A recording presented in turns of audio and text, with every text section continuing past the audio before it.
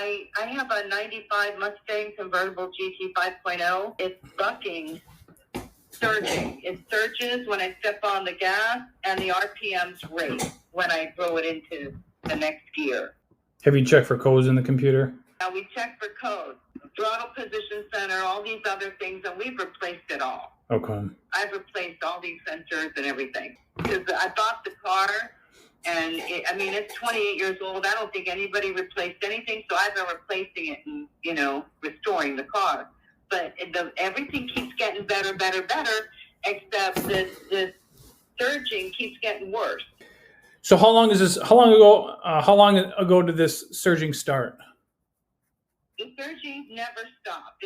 It was when I bought the car, and I can't seem to with changing everything that I've changed, I can't seem to figure out what it is. So is this? I have to go. Okay, let me ask you this: is this when idling, or is this when you accelerate the engine? This is when I'm accelerating. Has anybody checked for restricted exhaust? No one's checked for restricted exhaust. Okay. He said there's no catalytic converter. Okay, what about a muffler? Is there a muffler on there? There's a muffler.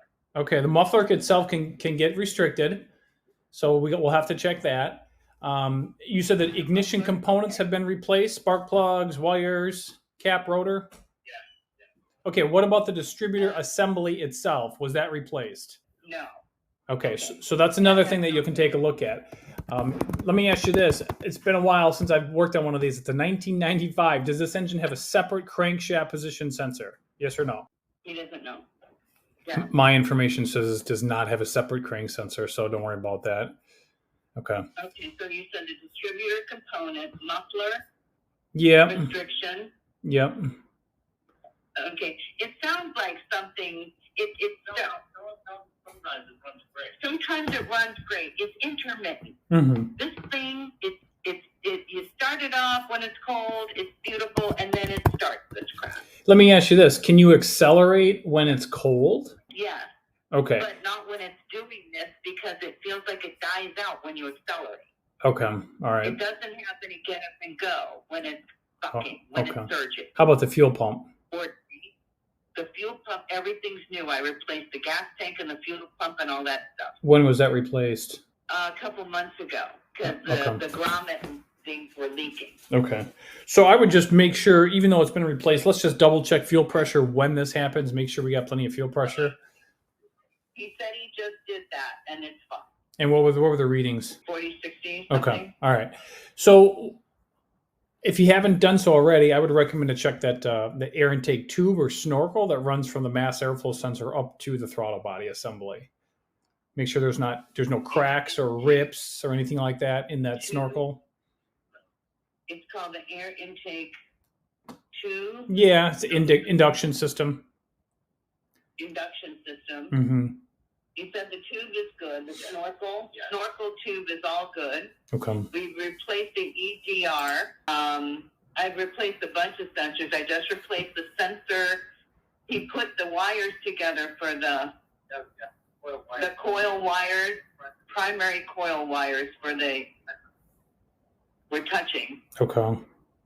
They weren't plugged in. So we plugged that in, but it's like the car, when it's good, it's fantastic. Mm-hmm. But then this thing kicks.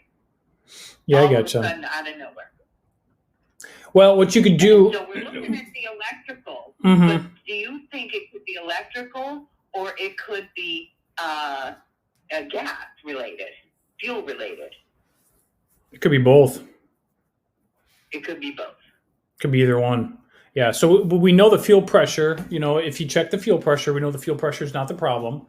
But maybe the injectors are not opening up enough, either because of a computer issue or an insufficient input into the computer caused by a faulty sensor.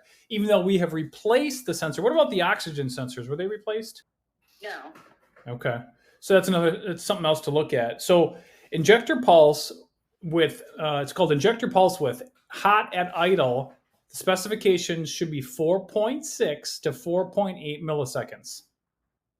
Okay, so the injector pulse is 4.6 to 4.8 milliseconds. Yep. That's the injector pulse? Yep, at idle. Yeah. So when you accelerate, At idle. yeah, the injector pulse width, the engine is going to need a lot more gas, so it's significantly going to go up higher. And what you can do is you can compare that reading when you accelerate when it's running good compared to when it's not running good, right? And then you could see if we have a significant. The only way we know it's not running good is when we're on the road with it. It only does it on the road. It doesn't even do it at idle. Okay, so let me ask you. Okay, hang on. Do you have a scan tool that can read live data? Okay. Do you have a that can plug? Okay. Do you have one that can plug in? You can read live data.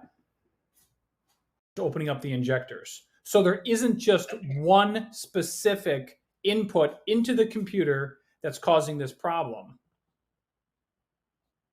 All right, so it uses multiple sensors to determine the root cause, determine why that the injector pulse was low. So don't worry about the answer yet. Just check it, okay? Because we're just at the diagnostic stages right now. Okay. Okay, so you want me to check that and then let you know? Yeah, that'd be a good place to start. So we got a lot of things to check. So the distributor, the pickup inside the distributor could be the issue. We could have the injectors aren't opening up enough, maybe due to a computer issue, insufficient input into the computer. We can worry about that later. We got muffler to check for to see if it's restricted. And just because the TPS has been replaced doesn't mean that it's good. We'll have to check the wiring and the that's another input into the computer that could affect the injector pulse width. And don't forget the oxygen sensors. Yep. Right. We changed it. But I understand. I get it. But it would still not be good. Right. Right? Correct. And something in the wiring could be the issue affecting the signal from the TPS. Just because it's changed doesn't mean we can automatically rule it out. And we can constantly, even though we changed it, we still have these issues. Correct. So,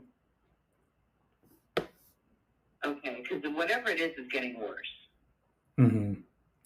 It wasn't so bad, but now after we're fixing all this stuff, the engine's actually running better when it's good. Mm-hmm. It was fantastic when I took it out earlier, and then it feels like a jalopy.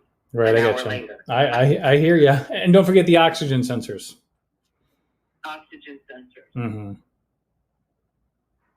And where are those? In the exhaust system. Oh, they're in the exhaust. Yep. Okay. So can an oxygen sensor be like clogging this whole thing up? Well, the oxygen sensor can cause a drivability issue, and it can cause an intermittent issue. That is possible. Normally, they don't cause something this severe, but I suppose you could try to unplug them or remove them and drive the vehicle, see if there's any difference. Okay. There's a way to unplug the oxygen sensors to see if it drives differently? Yeah, you can there's a connector. You can unplug the connector, just remove them from the exhaust. Yeah. I think you probably only have, I don't know if you'll have one or two. It's a V8 engine, so you might have one on both banks, or you might just have one, when the converter comes together. Just take a look at your exhaust system. So one of these four things could be it, right? It could, yeah. Okay. Your experience, what do you think? I think they all need to be checked.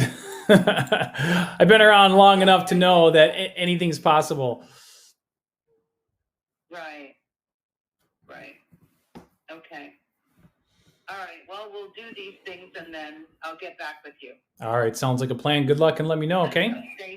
Okay. Thank you. I appreciate it. You're welcome. Bye-bye. Okay.